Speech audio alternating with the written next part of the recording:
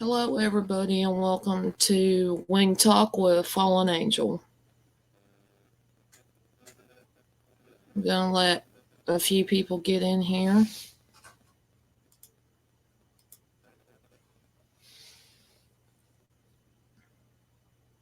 And I do apologize for the timing. Everything's been kind of hectic the last 24 hours. So,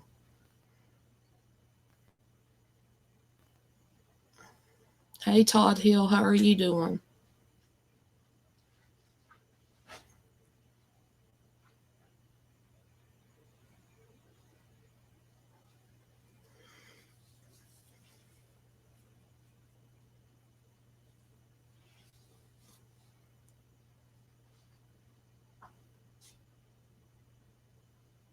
I'm doing okay.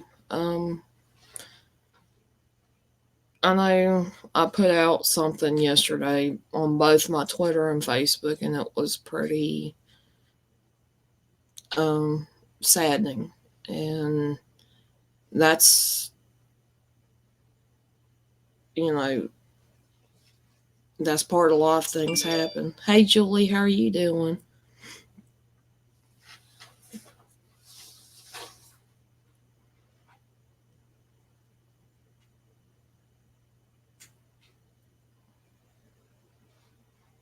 And you guys, if you, I do want to express that I do have a group page on Facebook, and it's called Fallen Angels, Halos, Wings, and Halos.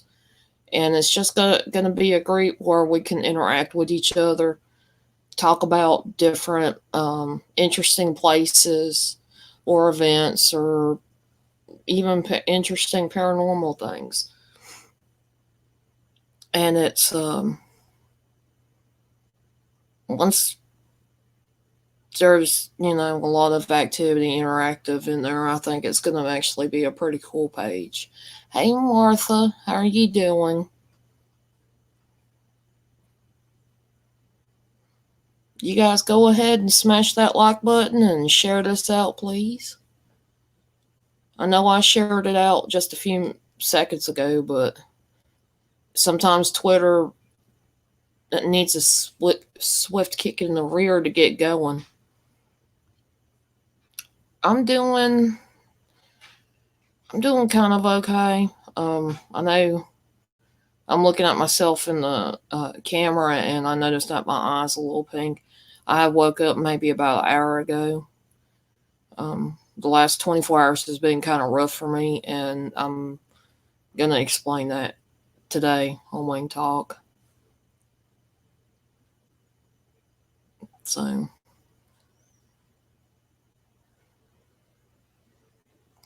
hopefully you guys enjoy this.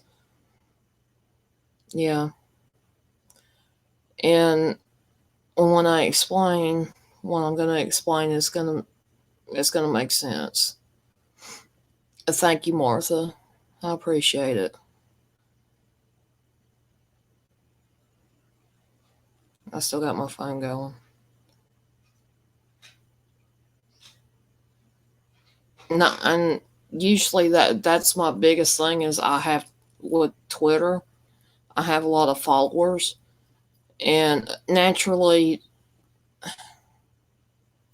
most people, if there's something important, they tend to go to the one social media that they've got the most followers on to let people know. I appreciate that. Hey, country girls go hunting. And I am going to forewarn you, this may or may not be more serious, getting real type of live stream, type of wing talk. I know the last few were more um, attacking ideas. I never want to attack a person. I just attack ideas. And that's fine, Julie. I always keep up my streams to where nobody nobody can feel left out. Like, information that's said in the live stream doesn't get lost. So if sorry, if you are busy, the convenience of this type of thing is always going to be there. You're always going to be able to see an episode of Wing Talk and not just seriously feel like, especially live streams. Um, Not everybody can get in at the same time, and if there are people that you feel is important enough, um,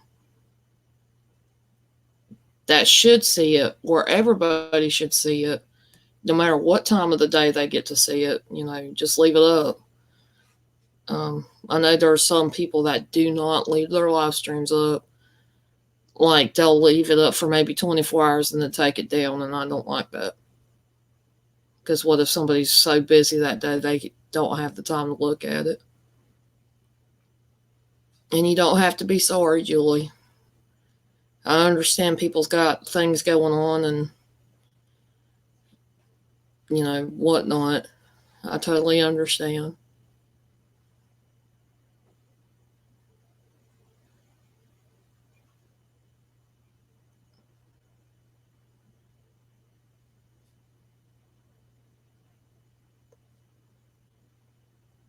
So how's everybody doing today? Um, I know with me, I'm just kind of somber. I'm kind of just, I don't know how to, I just don't know how to take it. And like I said, if you're on Twitter and you follow me, you probably seen news on there. And that's the kind of news I'm actually going to be talking about today. And I think, and it's gonna make sense by the end of this video, and I'm pretty sure you guys will understand why it's so hard on me.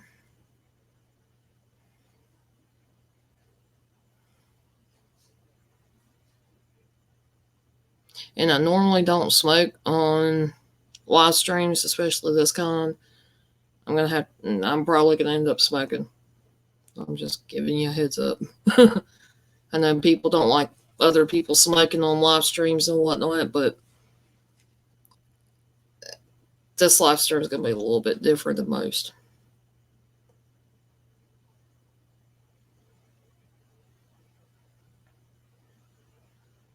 I appreciate it, country girls.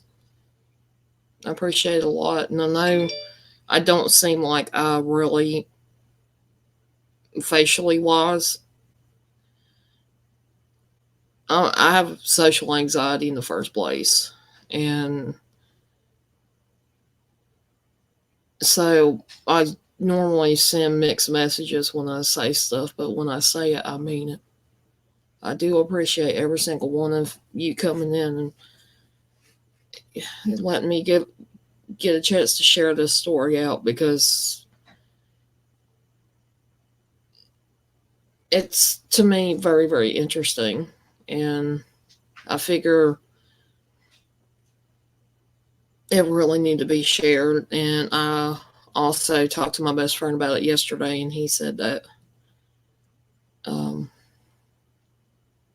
this would be the best way to talk about it, and not just to one person and to everybody.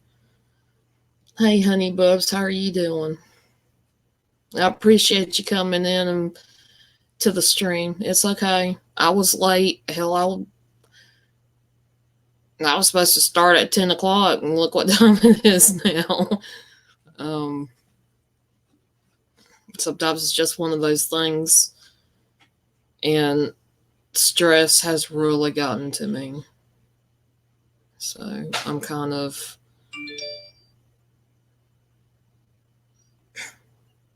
having over 3,000 followers. I should actually turn my notifications off on Twitter, but I haven't, and I don't think I will.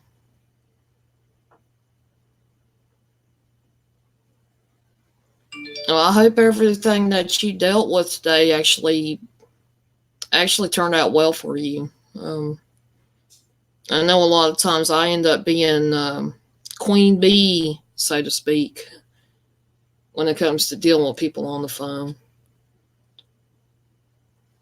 I'm doing okay. Um,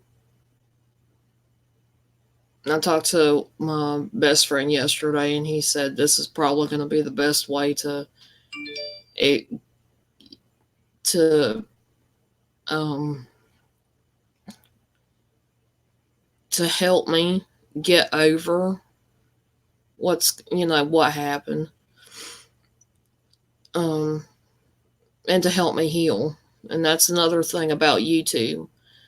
People don't realize when with those, especially that have social anxiety. I wish you would shut up, phone. Seriously, turn you off. Dadgum. Um, it's for me. YouTube has actually helped me. Um, it pushed me to do things that I'm not used to. And with Wing Talk, I've always wanted to share my opinion with other people. I just didn't know how to go about it, and it's been helpful. It's been getting things off my chest, and I get to leave it there and not have to worry about it again. Now my problem is I like to bring things back up that really should be left alone. But that's just me. I'm learning, and life's a big learning process. Hi, Becky Johnson. How are you doing? Oh, I live in the country. If I was to show you where I lived at, y'all be like, huh? Wow. Also want to bring me to the triangle of cell service and internet service all together. So kind of, you kind of have to go find your own fun stuff to do here. And of course, around in this area, you don't have a lot of places that are really good about having fun. It's more of this county's more of a healthcare and retail stores. They do also have a thing, we're proud of our history here, basic history. So it's really, really hard. You have to travel to go do anything kind of fun other than watch movie at the movie theater. And it's almost like Cheers. Everybody knows your name, whether you want them to or not.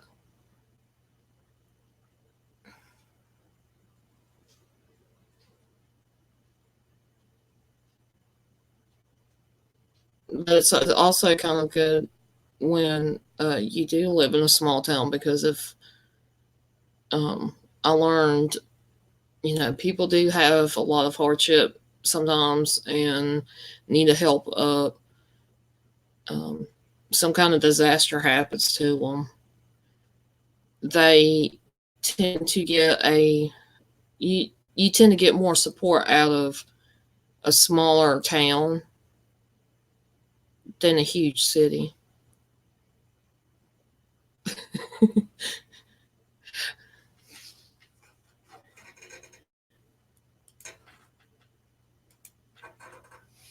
I'm the same way. I get to where some people make choices that have to question. I'm like, huh? You know, and when I'm driving, I'm always on the defensive. I try my best not to let people you know, try to, I'm always looking out on especially when I'm driving, I'm always double checking and trying to make sure that I'm as safe as possible on the road because anything could happen at any given moment.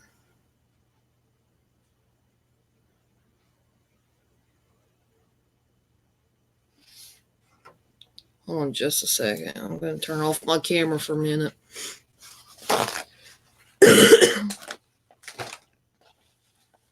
Oh.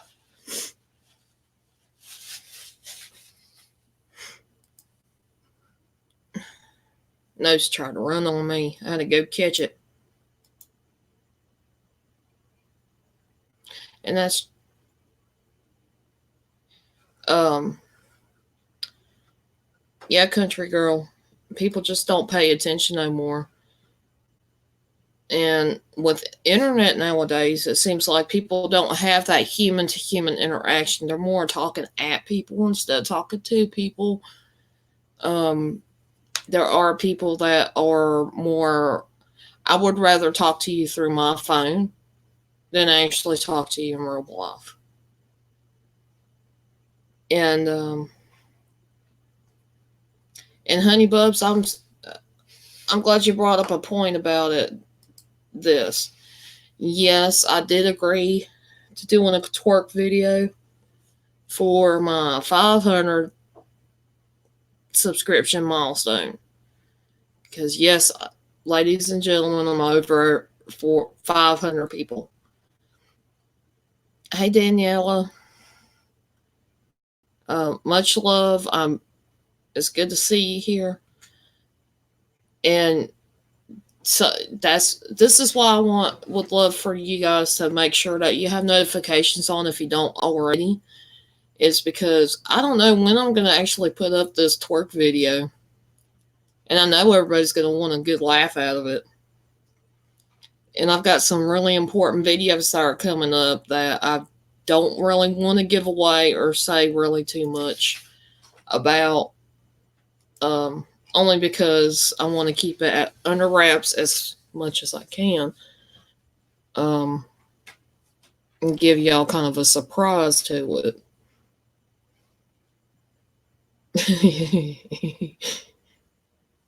It's okay, honey. Much love to you. I appreciate you coming in and helping me and throwing my links up. That really helps me out. Hey, Patrick, how are you doing? Today's Wing Talk is not going to be exactly what everything. Let's put it this way: everything that I was thinking about doing for a Wing Talk after what happened yesterday got thrown out the window pretty quick for doing a Wing Talk. This got pushed up towards the front, and in a way, I'm hoping that it helps me make things a little bit easier with me to be able to talk about it because yesterday was really, really hard on me.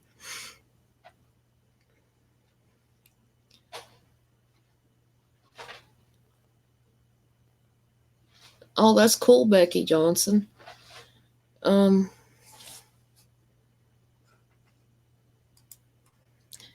Yeah, in the city, it seems like everybody's geared towards, I got to get to work, I got to do this, I got to do that. Let's go hang out and party.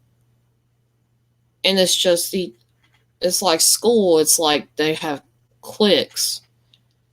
At least in a small town, I've noticed that everybody in the community, whether they really agree with them on certain things or not, especially around here in my area, despite having differences, they'll still greet each other and be like, "Hey, how are you doing?" Walk away. And if they really don't like them, they just don't talk to them.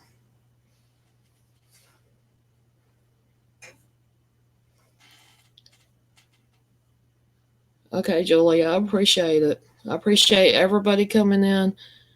Um, to watch this. I'm kind of,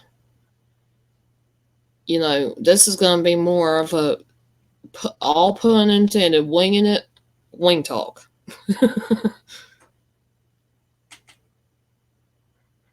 And it's very hard, um, what I got to talk about. So y'all are going to have to bear with me. In order for me to be able to tell the whole story, I may end up having to pause. And I'm sorry for what you've had to go through as well, country girls. It's not easy. It's not easy at all. And especially when you put your heart and soul into taking care, it for to lose like that is really devastating. It really is. And I'm just gonna go ahead and roll on with what Wing Talk is about today. Um, Most of you guys seen it. I posted on my Facebook um and my Twitter. Um, and today I decided I'll talk a little bit about what my um whole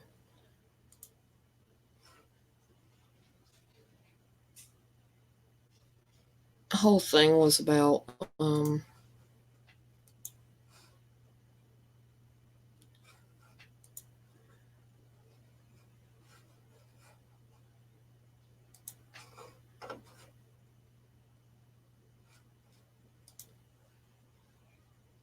It's kind of one of those things that, okay, I want to show you this. I'm going to talk about this little dog. He was full of life, and her story is really not as common as you would think. Her story is very, very unique, and yeah, she was my best friend, and especially in real life when I had nobody, she was there for me. And I'll kind of explain just a little bit later on. She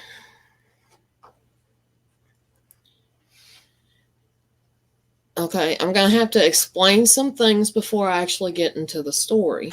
Now, I used to live and work at a like a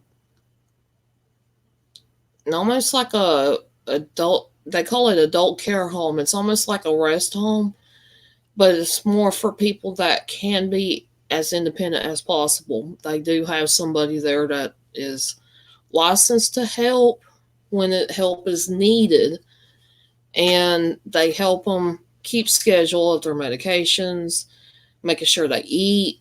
If they're sick, the person that is working in that house at the time has to be able to make appointments.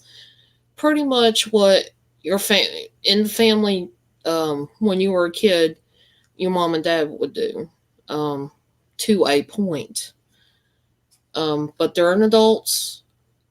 They do have rights, that sort of thing. And at this time, this was about back in about 2009, there was two adult care homes and several houses, a handful of houses that would, say I'm about to smoke a cigarette because it's a little bit nerve wracking.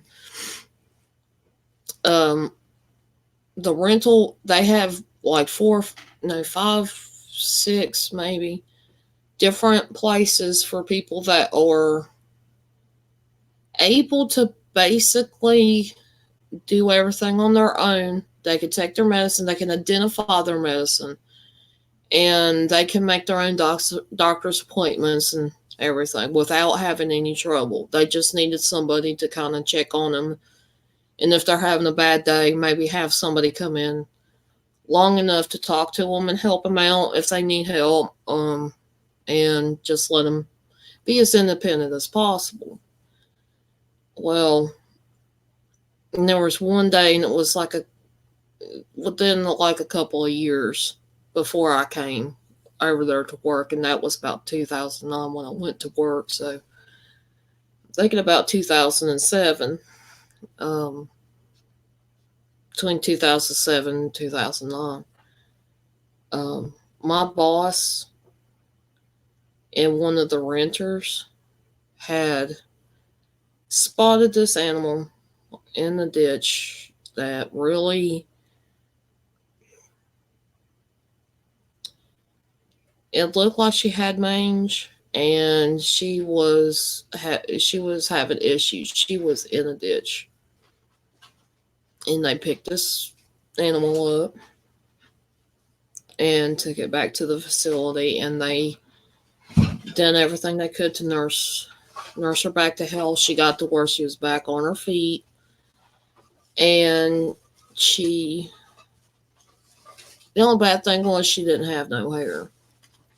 Um, she did at one point have a blood disease where it caused her fur to come completely out, and then she would get these spells where she'd get nervous and start scratching, and then would open up wounds and mess up her pretty face or ears or whatnot.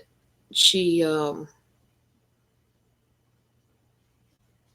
but overall she was a little bit happier puppy because she was at least out of danger of passing on. And the more that she was around these renters and my boss, the brighter she got. She got to where she'd come up to anybody in the facility to wag her little tail at everybody. I noticed that she started going every morning. I'll go outside to smoke one of these things to help me start my day. And she would walk the entire facility, especially if people are outside. They would happen to be greeted by her.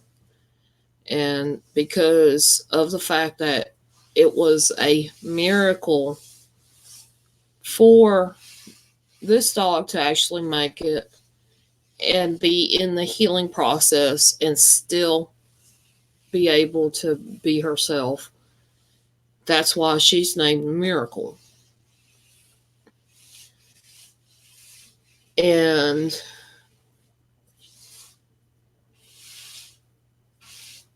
for about 2 or 3 years, I'll go ahead and tell you guys how I ended up taking care of her. She was, how do I put this? The summer that I ended up, after I started working for this healthcare place, the renters, after a little bit, had gotten to where they left their animals at the facility, and hence Miracle was left there too. And it got to the point that she ended up seeing the people that were taking care of her, and she went right up to them, wagging her tail, loving, just like, oh boy, I get to ride in the car. So she goes up to the vehicle, and the renters actually had come to pick up another couple of dogs that they had. Can't tell you what kind they were, but she went up there wagging her tail, all happy-go-lucky, and then they shoved her out of the way, told her to go on. They were rejecting her. that Miracle was to stay at the facility. So for a few months, especially during the summertime, she was left outside. At this time, me being kind of new there, I didn't know that there are facilities that allow pets, especially dogs that were more sociable, to be in facilities. And because I was a caregiver, um, and I was a living caregiver, I worked there pretty much 24/7, with a few exceptions of some time off. I didn't know it was okay for me to have any animals. But as time went on, she still stayed outside. She still greeted everybody every morning like clockwork. And I remember there was one night that it was so cold that they said your pets would be in danger of passing on if they didn't have any kind of shelter. It was just that cold outside that night. Before it got that cold, I ended up calling my boss and asking her, you know, is it okay? And at the time, I had a boyfriend, and he let her stay for a little while at night in his little apartment he was renting. And my boss, when I called to ask her about it, she said that was fine. And I told her I would be more than willing to take care of her, make sure she had food, because there was no set person that had any dog food that she could go up to get fed. She usually, everybody'd save their scraps from meals. So she was able to go scrounging around and getting anything and everything from any of us. So that's how she became. That's how I started taking care of her. And this little girl was funny. She was I call her, I'm saying this in a loving way, she was like a garbage dispenser when it comes to scraps of food. When people didn't want to eat something in my facility, if I had my back turned to go fix something for, help other residents, there would be a resident or two that would be sneaking their food, or sneaking Miracle under the table to where she could get some of their food. And Miracle just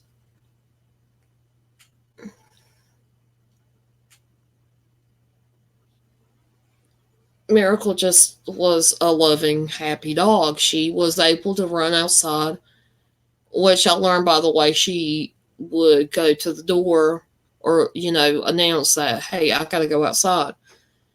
And she was the type of dog I didn't have to watch necessarily, because she knew her boundaries. She knew when to stop, and she didn't know. She would sometimes take her time coming back, but she'd be there like clockwork. And so, she was an inside outside dog, and she already started greeting everybody that lived in that community. And so it wasn't no skin off her back to be an inside outside dog. And so, as time progressed, life started happening. It just got to the point where there was a few times that was dark for me, and it was dark for other people in my home, but for me especially. I I went through some dark times, especially from 2009 2011, and they weren't good. It wasn't good at all, and it made me feel like I was in a dark place, that I was lost, that I wasn't loved by anybody. And as soon as I started feeling that way, she would get up on the couch and she'd crawl over to me and put her head in my lap and kind of nuzzle up against my stomach. And then she would whine like she was crying too, like she understood what how I felt, and it was like she was saying, "It's okay, I'm here too." And she done that for several people that lived there. If I hold on a second, excuse me, um, if there was something that I just couldn't help one of my people I was taking care of, she was right there trying to distract them. It was like, in a lot of ways, she was like a therapy dog. She helped my people, and she didn't just help them. She helped everybody on the hill with her love, with her consistency. She was always persistent. Now, if that person that day didn't want to see her or say hey to her, it was okay because she would just wag her tail and run to the next person. She was well loved, and in 2011, um, ownership had switched, and they no longer wanted to have any animals in the facilities. So I ended up went to put my 2 week notice in, and they threw me out that day that I said that, because I would basically because they felt like I wasn't doing my job. On top of, I was standing up for the fact that I had animals, and she was not the only pet I had, and she's not the only. I had By that time I had accumulated. People just gave. It's just circumstances in my family. You know, a lot of times pets that are not wanted either gravitate towards my family, or circumstances cause them to come to us anyway, some weird way. So, and you got to understand, by this time I ended up, and I say accumulate, and I say it in a loving way, because they've all somehow within 2 years wandered towards me. I had 2 cats. I had one bird. I had 2 birds, but one of them passed. And then I had Miracle. And then by 2011, I had a little long haired terrier named Zoe, aka, y'all know now as Drama Queen. Um, I will talk about her one day, but going back to Miracle, I ended up having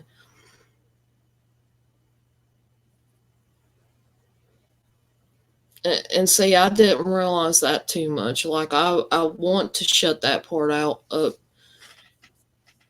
And folks, this is what she's talking. This is what I'm talking about. You're an HSP fallen with connections to animals as well, and I kind of feel that way, and it's it really freaking hurts, like beyond the point of how bad it hurt. It should be hurting. And getting back to Miracle, it got to the point where I ended up asking my parents to help me take care of Miracle and, at the time, Drama Queen. Those are the only two I had left. out of all the pets. The other pets ended up within days. I had an inside outside cat. I had two inside outside cats, and they disappeared. Well, see, I trained them to where they could be outside cats or inside cats, or they could do both. And once they realized that I was not there, they took off. One of them made the mistake of getting trapped, and one of the people um, that I was taking care of, or became friends with along the way, had opened up the trap to let them go, never to be seen from again.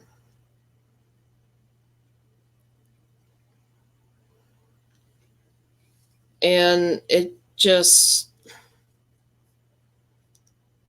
Miracle was the type of dog that you threw something, like a toy or a treat or something, especially on hardwood floors. It's kind of funny. She would run as fast as she could, and then she'd done this thing like she was prancing around, like she was one of the, what they call them, the Clydesdale horses, where they prance a little bit. She kind of done that for the longest time. Whenever she go to, and then she would just all of a sudden jump on the toy, pick it up, run it back towards you. You got to reach down to get it. She was trying to hide it from you by that time. Like, she's like, I got it. And then she's like, nope. I'm gonna give it to you. Nope. That's exactly what she would do. Uh, I know there's been times that she made the residents laugh. Like, I would do something and I'd be like, look, Miracle, you're going to have to be my little baby doll for the day, because I dressed her up to just to let everybody kind of break the ice and have a good laugh. And she was patient enough with me. Thank you, Miracle, by the way, to let me kind of dress her up a little bit, if possible, and let everybody have a laugh. To me, in my mind, for the time that she was working, or not working, living with me in the healthcare facility, she was like a therapy dog. She greeted everybody. As soon as I got up, I opened the door because she slept in my room. She would go to everybody's door, scratch on the door until they woke up to make sure that they were awake, and then she'd be wagging her tail. Just happy go lucky, almost like a happy dance thing. And when I didn't get a whole lot of chance from the time I come back, I ended up getting back into work again, a lot, really heavy work. And I wasn't necessarily around a whole lot. And it got to the point where I was, I don't know how to explain this. I really didn't get a lot of time off. But in the same sense, I was kind of asking for it, if that makes sense. I was like halfway, it's half and half when it comes to that. But on the days that I was able to get some time off, I got to come back home over here and visit with everybody, even my animals. And the picture that I showed about, let me see if I can't show it again. But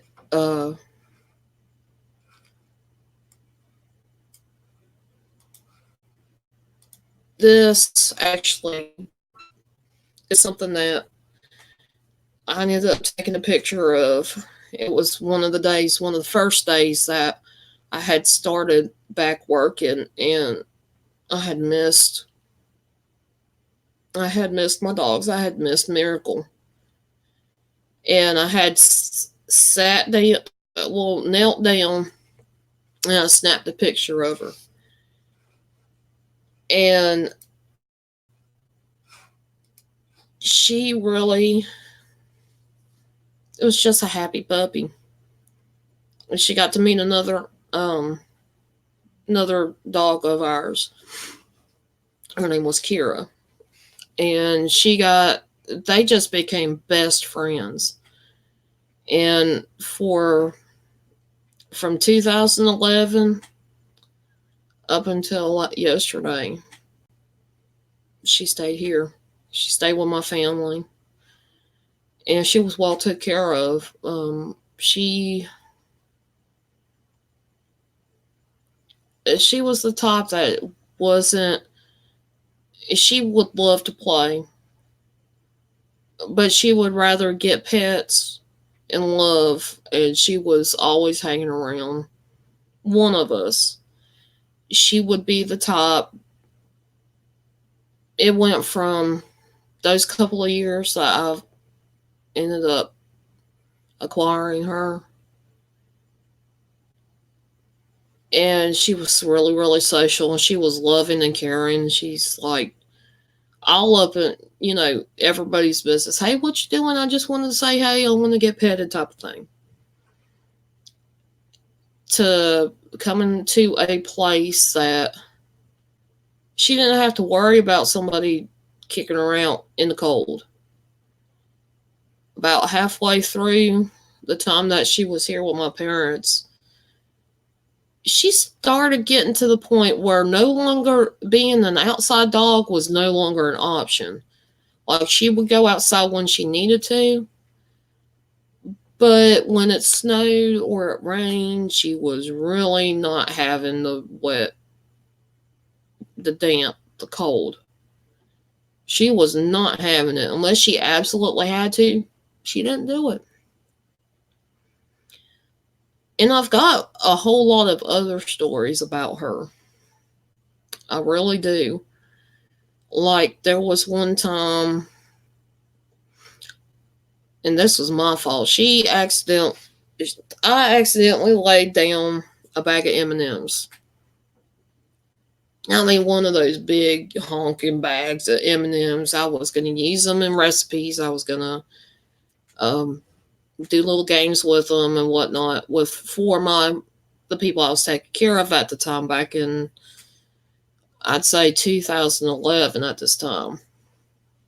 And it got to the point where I had to step out for something because technology wanted to screw up on me, as it usually does. That's another wing talk I'll do later. But she ended up getting a hold of the bag and ate a bunch of them. But because she used to be an outside dog, it didn't really bother her. But I kept a good eye on her to make sure she was okay. And if there was any signs of any distress, I would have took her to the vet. And she seemed to be okay. Surprisingly, she was okay.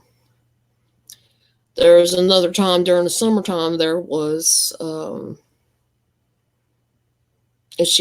she made it through. She was okay, despite eating the chocolate. Ever since then, because she normally does not get into food unless she's given permission to. And I'm going to stress that. Unless she's given permission, usually she don't do anything out of the ordinary. She don't get into stuff. She doesn't do a whole lot of I'm going to steal your food type of stuff. unless she's absolutely hungry and you forgot to feed her or you're teasing her. And so her way of getting back at you was to steal your food. But normally she was asking you for permission. And there was going back to summertime, I think it was 2010 or 2011, her and another dog that a renter had owned. Thank you, Patrick, for coming. I appreciate it. Uh, Met this huge goat, and we nicknamed him Billy because almost every single day for a long time, he would somehow get out of our neighbor's fence that he lived in. Lived in an enclosed area, pasture, um, and come to eat the grass on our side of things. Well, ran into Miracle, ran into some of the other dogs that we have, which were all friends, and the goat became friends with Miracle. And it is so funny to see a goat act like it's going to ram your dog, and the dog jump back and do like it normally does, have its little stance of, I'm playing. And they had a ball for like good 30 minutes to an hour at a time. They would be playing around, barking, dogs be barking at it. And all the goat was doing was act like it was going to headbutt them. And we'd sit there and laugh for hours at it. And eventually, the goat would get tired of it and walk away or whatnot. But Miracle would always be looking for the goat.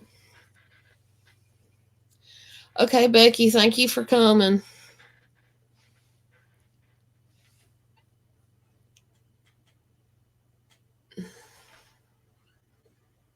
But you can, as far as Miracle, there's a lot of things that was really touching to see her do.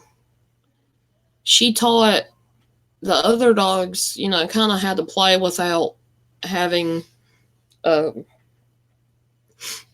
of like learning manners type of thing.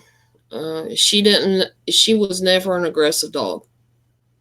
Now she might be with like other animals, just playing around, maybe playing too rough, but she would never intentionally try to hurt or kill another animal. Like she was not one of those that you would consider a guard dog.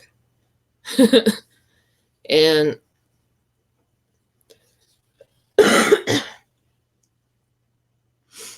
she was more of everybody says more of a lover, not a fighter. That's exactly what Miracle was.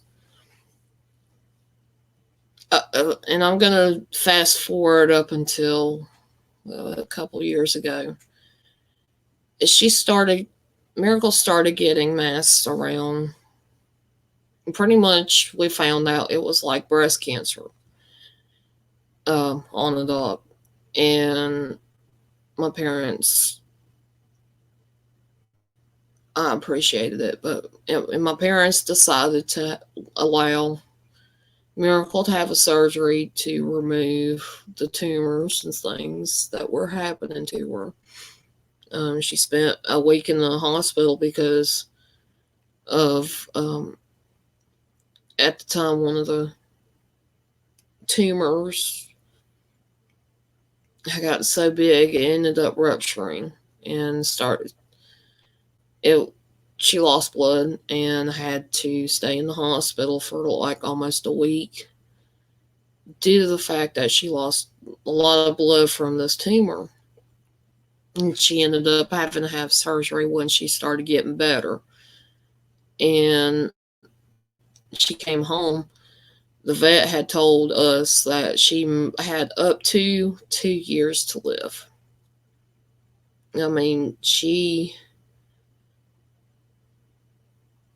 She ended up having to wear the cone of shame for like a couple weeks, and she hated that thing. I'm gonna try to break up the bad news a little bit. She hated that cone. Every time they got put on her, she was determined to get that stupid thing off, and somehow she managed to a couple of times. And thankfully, this was when it was her. After she had her surgery, she was nearly healed. Uh, she figured out how to get out of the stupid cone, whether it was an accident or something failed on it, to where it just, you know, I remember thinking, she's wearing a cone. Next thing mom knows, it's disappeared. Um, but she got to where she was doing a lot better. She was getting back to herself, happy go lucky. Um, she, considering the years, she started getting a little bit more, I guess you could say, more inactive, more laziness. And she just got to where she just wanted to be around people, especially the ones that took care of her. And she really made it a point to take up with this chair that they have in my parents' house. And it's like a little recliner. It's small enough that it doesn't take up a lot of space. It's more like a rocket chair to me. But it's big enough for anybody to feel a little comfortable in. Sit down and chill out. Well, daggum cigarette. Anyway,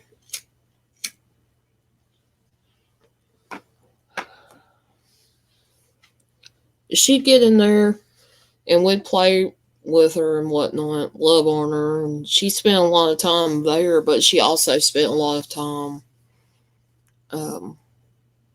We done what we could with the time that we've had with her. We were able to take her out to Thermal Pond, which I call it a pond because it's not really a whole big thing. What we used to call it a lake, but now that I'm thinking about it, it should be considered a pond. Where there's ducks and all kinds of different smells that are new to her, just to see, let her relax a little bit and just walk around, just chill. And she really enjoyed that. There's times that we open the door, she's standing outside looking at us like, what are you doing? If we open the door to any vehicle and accidentally leave the vehicle door open, she will jump right in that vehicle. And then she'd sit there and wagging her tail like, I'm ready to go. I'm here. I'm waiting. The princess is here. Everybody just get in the car and let's go somewhere. And that's how she was. She loved to ride in the car. She loved to be a part of anything that was going on, and didn't care if it seemed scary to her. She was still right there with you. She was loyal. She was really loyal. And I would say within the last 6 months, she got to where she was having issues with um, her mind. And I don't want this to sound the wrong way, because I don't know if humans are the only ones that get dementia. But that's what she started acting like she was having. And she just got progressively worse.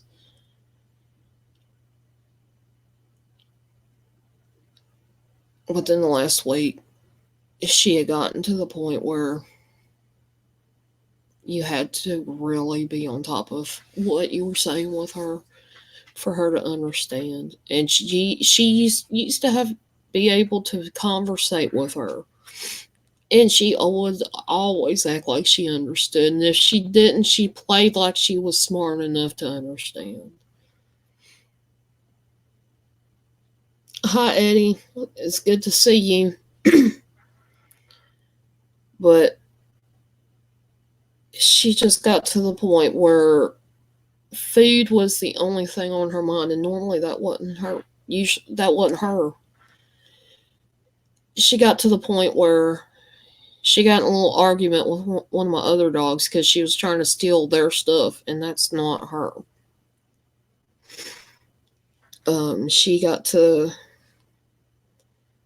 We done everything we could to make her as comfortable as possible.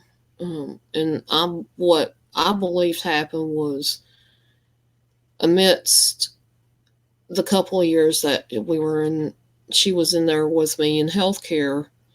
I had a vet actually come out to her and figure out she had a heart murmur. About 2 or 3 months ago, when she went to the doctor for a checkup, they said that her heart murmur was so bad that they were hesitant about doing any more surgery to help prolong Miracle's life. And we felt it was necessary just to make her as comfortable as possible because we didn't know how many more days we had it with her. And she was tested for heartworms, and she's been tested over and over and over again. And she didn't have heartworms. It's just a defect that she was born with that did not, a lot of times the vet missed, which was kind of sad. And I'm like, you do realize that she's got a heart murmur, don't you? Oh, I didn't know. It's like, damn it. But the night before she passed, we started noticing that she was panting. And then it eased off. She was doing that for the last couple of days. That she'd get that way and it'd ease off, and she'd be happy-go-lucky, I want to eat type of self again. And yesterday morning, she was like that. She stayed with my mom for the longest time. And my mom come in to the living room, and Miracle followed her. And Miracle, now you guys got to understand, I sleep on the couch, okay? My bedroom's actually the kind of the living room, if that makes sense. And she came over to where the couch was, and she sat there, panting. She acted like she was in a big panic. And for the first 20 minutes, all I was doing was talking to her, encouraging her that everything's going to be all right, like I was her mama. And she ended up looking at me like, am I okay to go? It's okay. I'm just so tired right now. I'm okay. Certain animals give you certain looks, and she gave me that look. And my mom was taking a shower at the time. And as I was petting her, I remember giving her a hug. And the kind of hug I'm talking about, she is really one of them type of dogs that will bump up against you, put her head, lean up against your you as you're giving them a hug. And I'm going to go ahead and show you guys something that a picture not too long ago. And she kind of looked sad in this one. It's because that we were fixing to leave, and I gave her a hug. We went ahead and decided to give her a hug. That's the kind of thing that I would do, but I was doing it as gentle as possible with her.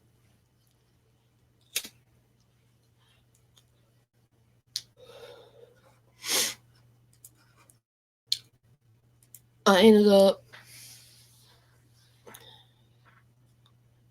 I felt the need to tell her, I think she was looking for validation that it was okay to go. And I told her how good a dog she was. How she actually showed everybody true love. Anybody that met her. And that she done a good job and she was okay to let go. It was okay to let go. That she done her job and she done it well. And that and I said it's okay to go to the Rainbow Road. And for those that don't know, the Rainbow Road, that's kind of like a place that many believe are where animals' spirits go when they pass. And they meet up with other animals that they made friends along the way in life. And not long after I said that, it's not even a minute, she actually laid down beside my couch, beside where I was. I was trying to sleep at the time, and I had woke up when I realized what was going on. And she took her last breath, and she passed away. And not many animals, not many, especially dogs, from what I understand, normally they go and hide or they wander off to keep from their family seeing them that way. But she was always that way. She was almost always asking permission in some way, shape, or form that it's okay. Is it okay if I do this? Is it okay if I do that? But that was just her.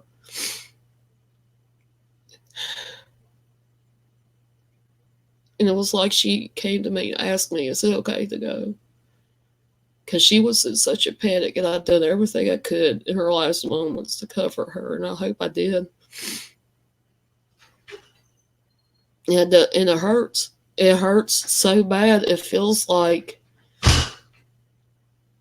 when any kind of loss. I mean, you feel like a little piece of yourself just left Earth.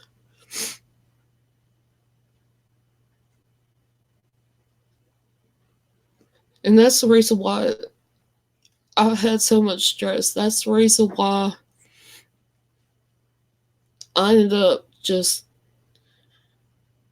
yesterday. I just couldn't handle going live. I couldn't handle doing it, but I needed to be able to talk about Miracle and to be able to share her story, because I know there's a lot of dogs that can be similar to her, but her story, she went from being found on a ditch inside a road in a ditch, almost dying,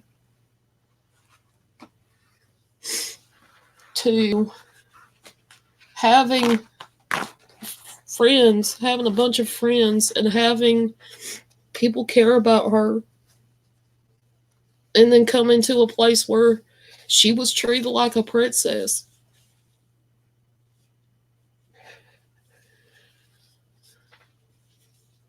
And in her last days, I feel like she felt loved. She felt comfortable here. And it's not normal for animals to actually come up to their family members, part of their pack, and say, is it okay? And for me,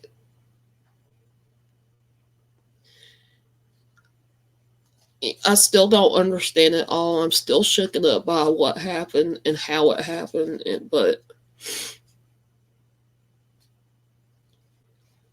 she was just the best dog ever.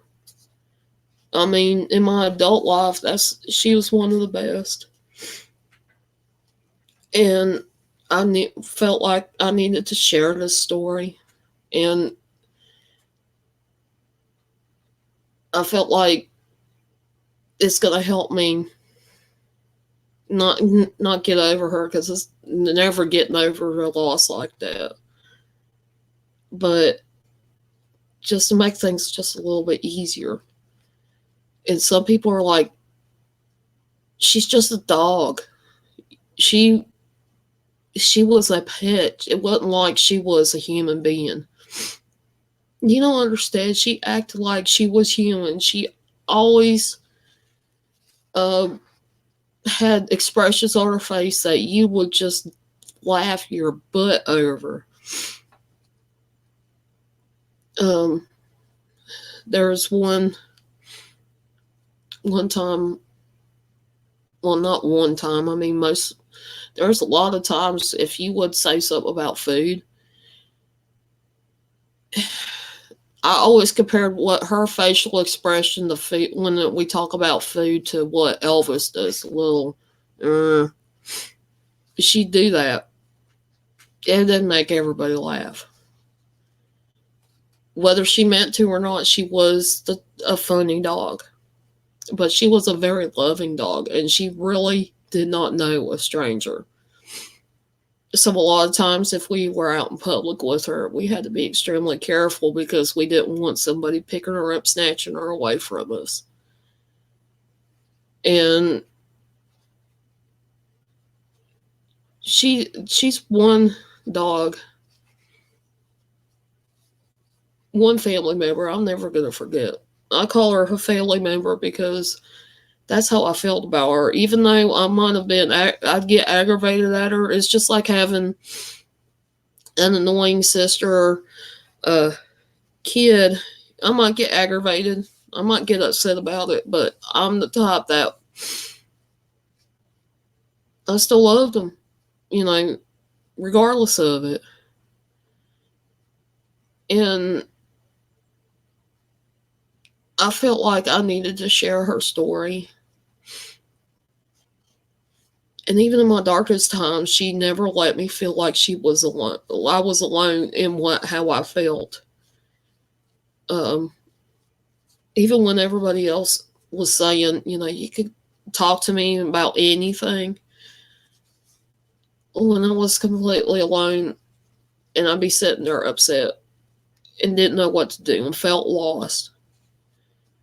At that time, she was the only one that was able to comfort me at that time, because she acted so much like she understood that I was sad. And she would want, like, she understood that, and she was almost in a lot of ways showing sympathy. And I don't like doing this kind of lame talk, but I feel it was necessary. And I'm just hoping that there are people that understand.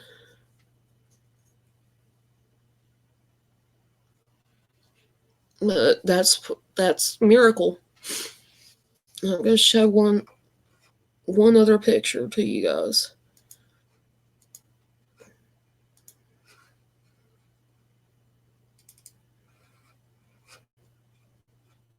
And it's It's actually one of the last pictures that I had of her. I took of her.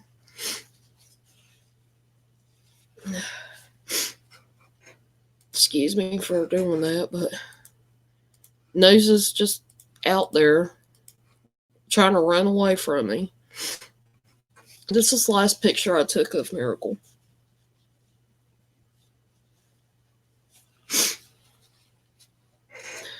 The very last picture. And I just, I did this because I know there's a lot of people that have that same feeling about some of their animals that they have or they have right now. And I just felt the need to share this because a lot of times our animals will do things that you didn't expect them to.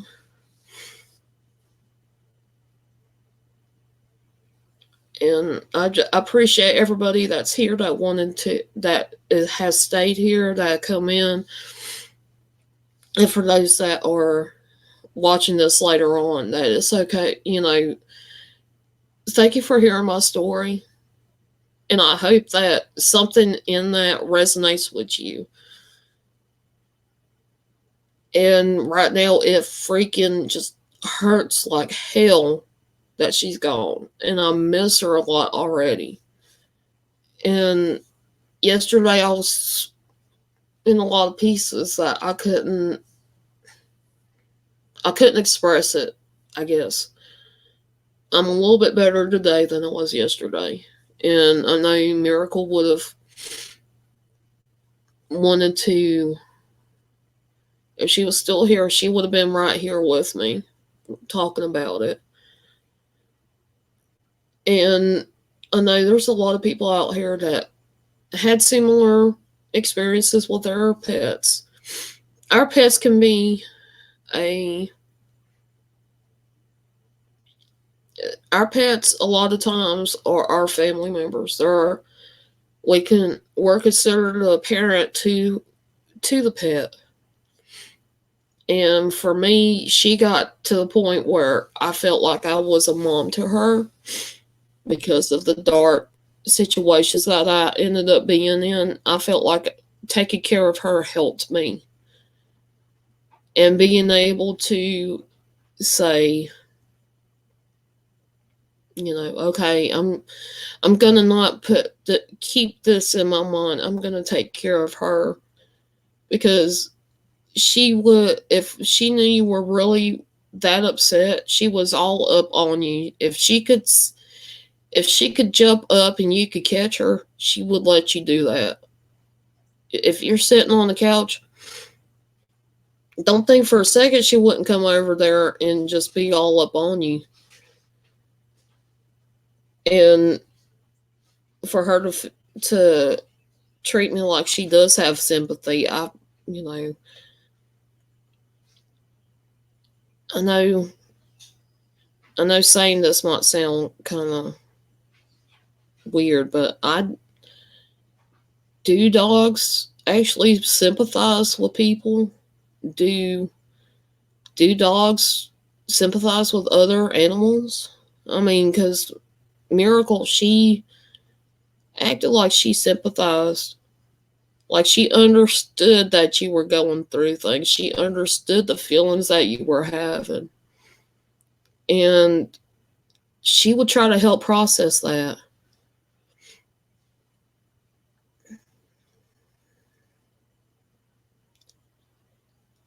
And it's,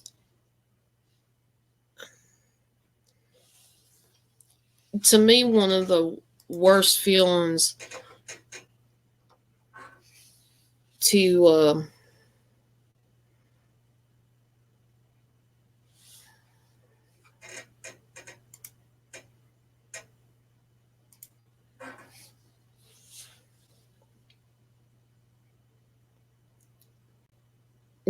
is having pets is probably one of the best things in the world.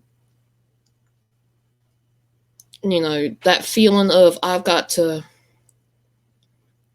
um I've got to take care of somebody. There's somebody else other than me that's within, I've got to take care of them. And I'm just glad that God brought her into my life and my parents' lives and the lives of the people that I was taking care of at the time, because they probably needed that. They probably needed, at the time, being able to have Miracle come and make them laugh, be goofy, you know, distract them from the stuff that was going on at the time.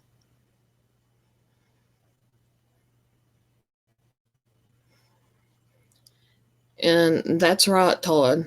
It's one of those things that, yes, our fur babies love us unconditionally. They don't care, and they don't judge either. Not on the same level that we do. Like, they may judge us and get scared of us if we hit them, if we hurt them, if we don't take care of them like they ought to be took care of. That's when they kind of are scared and don't want to be around. They can't trust people. And I can totally understand that. If I was an animal and somebody, it's not that they forgot to feed me, they just didn't feed me and they started whooping me, like hurting me. At some point, I'm going to break and I'm going to snap back. And I mean, that's how an animal does. They will snap back. A lot of them will. But most of the time, they love us unconditionally. And I hate animal abuse. I hate when I see these commercials come on and the animals are treated bad.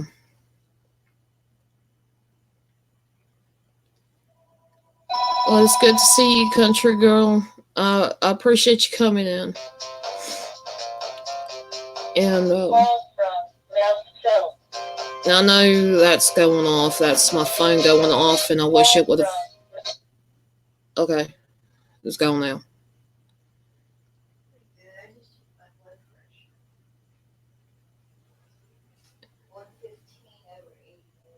Hey, Drogler. Um, I'm just looking at chat right now, but I appreciate you coming in, country girl, and I appreciate everybody coming in that is wanting to hear the story of what happened. I mean, what was going on yesterday. I was scheduled to do a wing talk, but I got so stressed out, and this is the reason why. But it's gonna take a while for me to be able to get completely back on track. This kind of threw me off, but then again, it didn't throw me off because I knew that something was going on with her. It's just a gut feeling I had, and I felt bad about it. And so, and I appreciate that, Martha. Um, there's so, I mean, a lot of times because of my situation, I feel alone because I'm pretty secluded. I don't really get out and do things like I should be able to. I really want to be able to work and I cannot work. And it's gotten to the point where kind of gave up on trying to get out right at the moment because I don't have the means. I don't have the means to. And to be able to use my platform to kind of, in a way, log myself going through life and being able to express my opinion. I've never been able to really sit down and express my opinion to the point where I don't feel like I'm not being censored. Like every single time I feel like my opinion doesn't matter. So um my platform is being able to express myself without feeling like judgmental. And people that are judgmental towards people and attacking people, it ain't right. It just ain't right. And people do attack people because of stuff, just like how they look and how they do things. It's like they need to get a life. Seriously. I don't like negative people. I will attack an idea before I ever feel like, you know,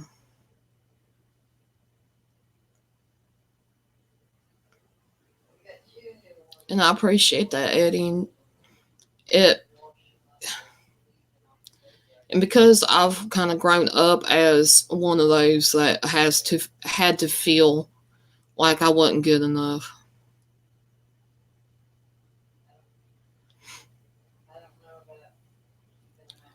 Um, I've always felt like I hadn't exactly felt good enough most of my life to be able to stand up and really give my opinion. That's why I seem like I'm bullheaded, very stubborn about being able to get my opinion out there.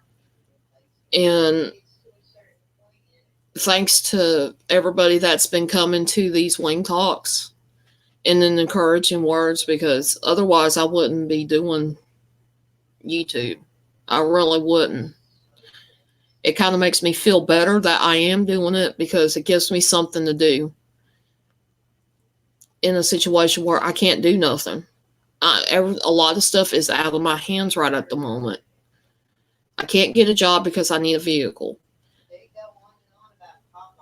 Um, I need to be able to. And Hot Melinda, I'm just gonna. I appreciate you coming in, but you don't need to be going off topic on a different kind of stream. This is not for you to bring something like that in there. If you wanted to talk to me personally, you can on social media, but this is not the place or the time for you to bring that up. Thank you.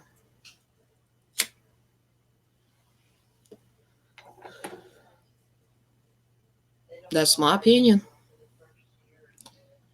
And God bless you, Melinda. I hope everything goes okay for you, but this is not the time or the place. And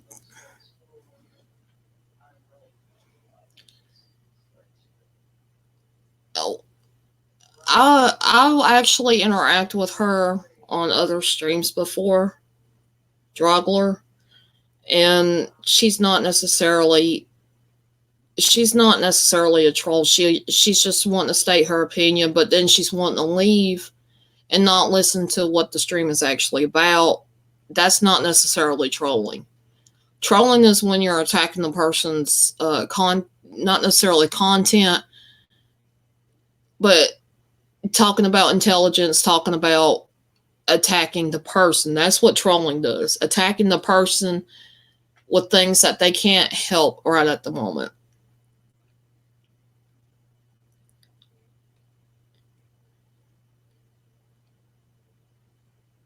And I'm just not going to go off topic anymore. Usually, when I go off topic, I stay on a heck of a lot longer than I should be.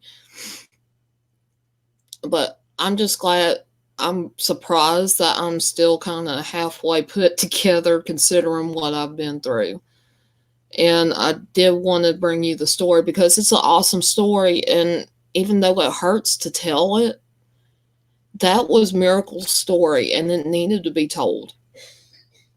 It was, to me, it was more powerful to be able to say it than it was to anything else. I could spend like 5 hours actually talking about her and the little stories that I had of her, but I'm not going to do that I may bring her up in the future and bring up little stories that I can remember. But it's not, you know, it's just that would be too much for me right now. I would wanted to express her story as best as I could do it.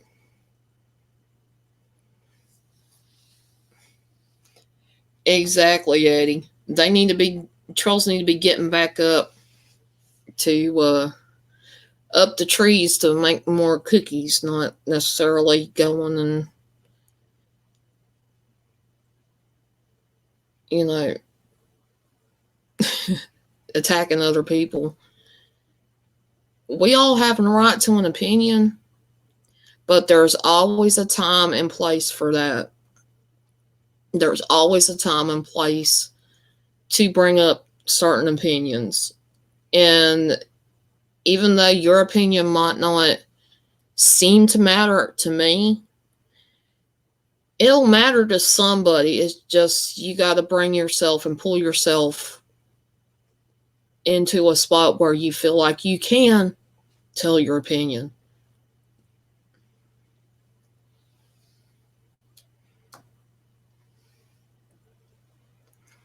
And it's,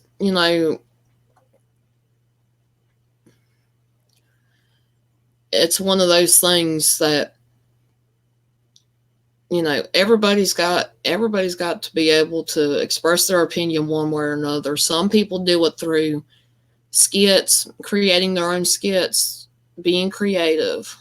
Um, and I appreciate that, Todd. And it's just one of those, yeah, Martha, them trolls need to get back up in those trees, make enough cookies for everybody here. Because I sure as heck want a cookie. And I think I deserve a cookie.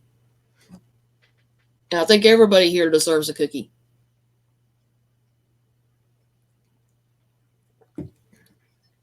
But I digress a little bit. And what the bad thing about a lot of things that are in this world right now, that the more that people say that somebody's stupid, the more that somebody says that somebody's opinion doesn't matter, it makes people want to be silent and go with the flow, not stand up and uh, be able to speak their opinion. And in practicing speaking your opinion, you learn how to voice yourself in the right manner at the right times. And I appreciate that, Eddie. It was one of the toughest things. And then having my best friend call me because I ended up not really wanting to come out and say it to him right then and there. It kind of hurt me that I did that, but I did it for a reason, and it was more about thinking of him in his situation. But he said, "That's your family member," and yesterday I kept thinking about something, or something happened that would cause me to start crying. And he allowed me, as a best friend, he allowed me to have that small few minutes to try to get it out for a little bit and to calm down. And those are the kind of friends that you want to have around. You don't want people, "Oh, you're a dumbass. Oh, you're stupid. Why the hell do you think like that?" You don't want people like that around you. Go find some different friends if they start talking that way. I have had friends that were like that. And I used to have a really close friend that would do that every so often. And I don't talk to him no more because of it. And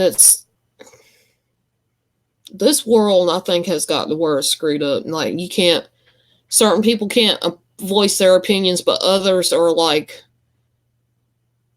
held up as close to religious status as possible. And it's just one of those things that I get aggravated at it. Everybody has the right to their opinion, and it's just the way you present your opinion is what you really got to think about. And the more, I hope you have a good day, Eddie. And you guys, I am seeing chat. I am trying to interact with you guys as right now as much as possible.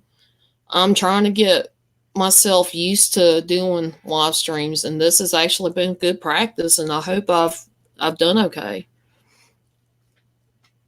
And try not to work too hard, Eddie. Go hide in the corner somewhere if you have to for a couple of minutes. But I want to thank every single person that is here for being able to put up with me breaking down. I don't normally do that. I usually try to stay as strong as I can on front of camera. But this was something that was real, that is raw, still raw to me. And I felt like, not that I needed to tell you guys because needed to, people say show off, I guess. And it wasn't that. It's kind of, this wing talk was more about a little dog who had some really hard circumstances, and despite that, she became a really loving dog. And she could have easily been scared of people, but she became a really, really close family member to me. And the way she passed really shook me. It really shook me, and I normally don't get that way. I've been in the healthcare system, working as a caregiver for years. And every single time I tend to get this kind of tore up over a loss.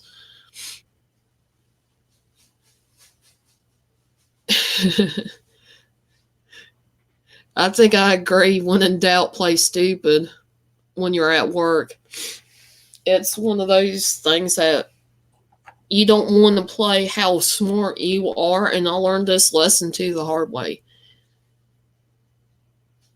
If you play smart, they expect more out of you for not enough pay in some instances.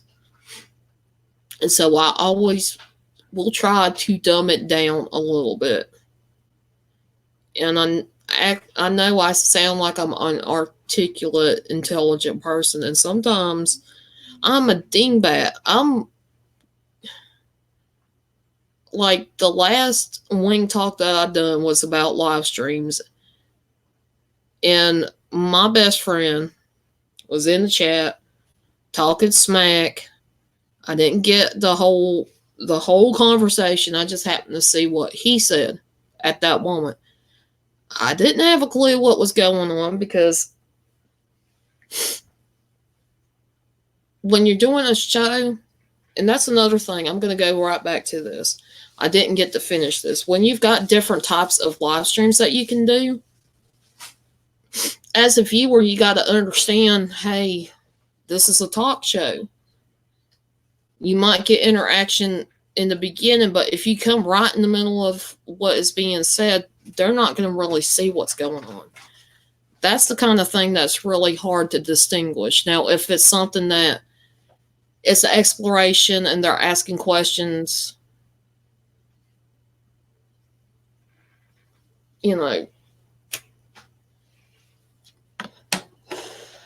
it's just one of them things.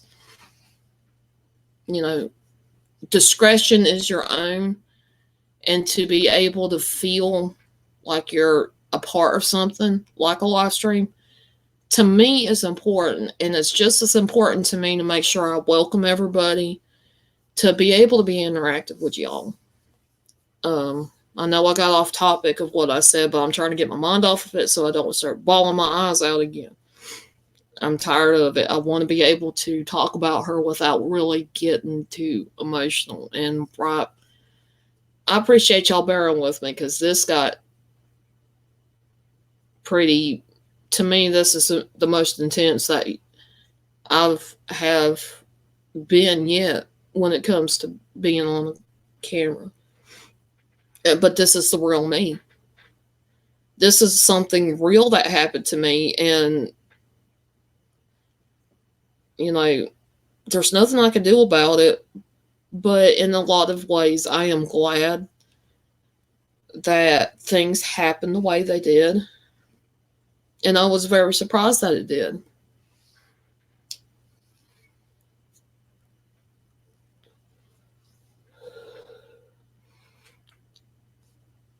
But yeah, everybody's got an opinion. Everybody has the right to opinion.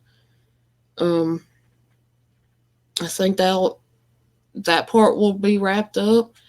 I do have a couple of announcements to make. If Honeybubs is still here, floating around, I do have a Facebook page.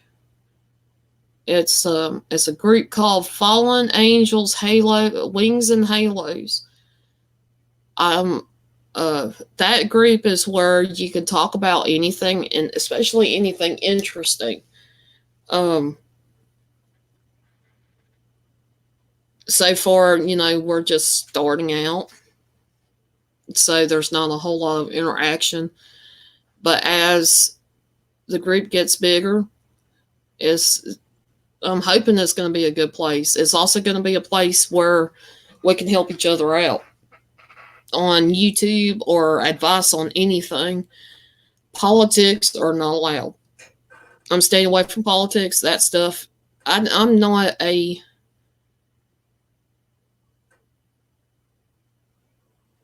it's also in the description of the live stream too. And I just can't figure out how to get that link in my about page. I done forgot how to do it. But yeah, I got it somewhere at least. It's meant to be a pretty fun place. It's meant for no judgments.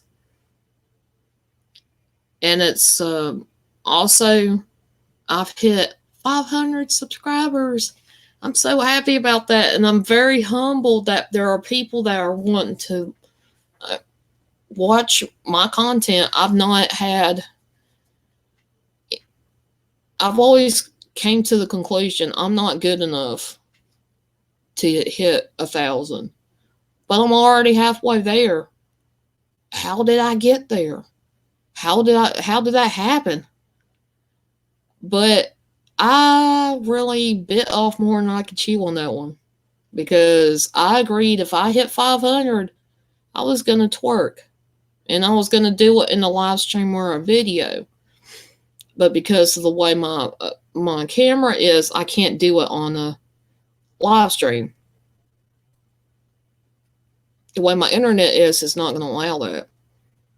So I plan on doing it on a video to celebrate 500. I'm not sure what I'm going to do for 1,000. If I was to ever get to 1,000, I'll be really surprised and I'm going to be really freaking happy.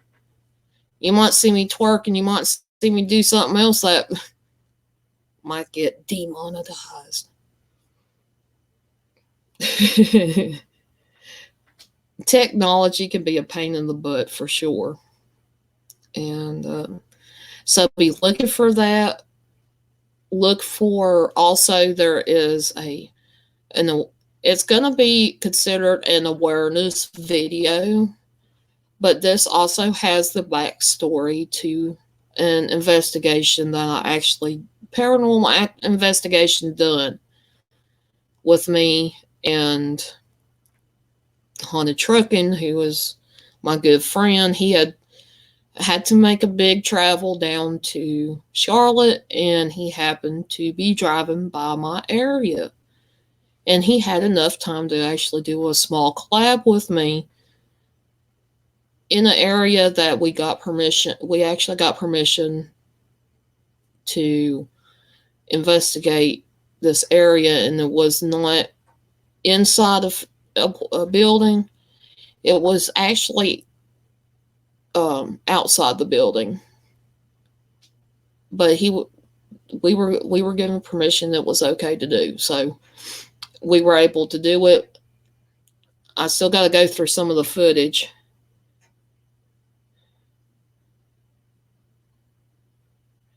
Oh, but yeah, link is for Facebook is in the description.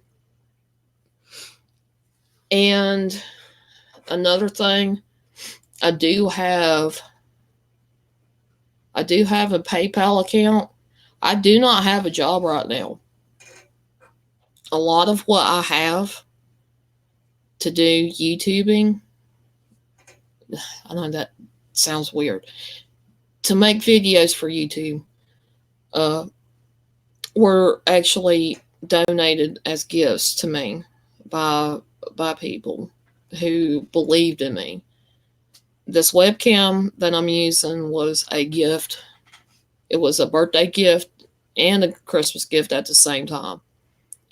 The equipment that I used to go filming, that was a gift from somebody, and that was another good friend. Actually, but if you want, uh, it's not necessary to donate to the PayPal. But if you feel like you would like to help out, then I mean that's gonna. We're just I'm at that point where I'm trying my best to get at least a little bit of funds to help me on my journey in YouTube, and to try to get myself in a better position than I am now. And it's not that I'm trying to make money, to actually get monetized on YouTube. I'm only doing it because right now, I don't have anything to do. I don't have a job. And it's because of the situation that's at home. And I mean, that's the best way I could explain it. And it's at that point where I want to work. I want to be able to get out of here. I want to be able to create content for you that's not just where I'm at now. I want to be able to explore. I want to be able to do paranormal investigations. And in order to do it, I got to have some kind of funds. And that's why I started the PayPal. Plus, it was easier because I do have merch available too, and I've done that as a way to make a little extra money too, to help save up for equipment, just in case something breaks. At least I could go get it fixed and whatnot. So.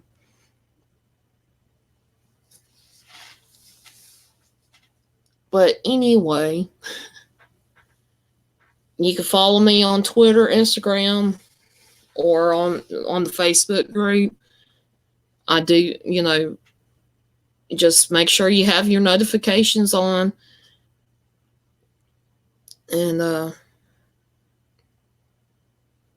wow, I've almost talked almost 2 hours on this one. Surprised. But I'm going to go ahead and let you guys go.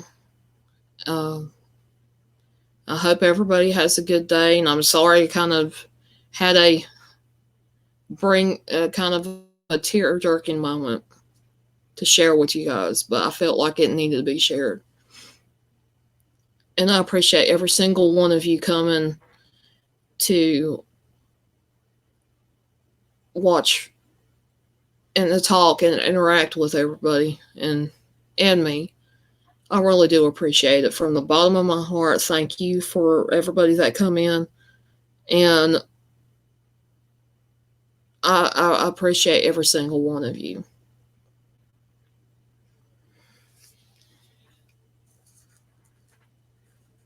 And always remember this: you never know what's out there until you spread your wings and fly. This has been Wing Talk, and I hope you enjoy it with your host, Fallen Angel. And until next time, have a good day. Be peaceful.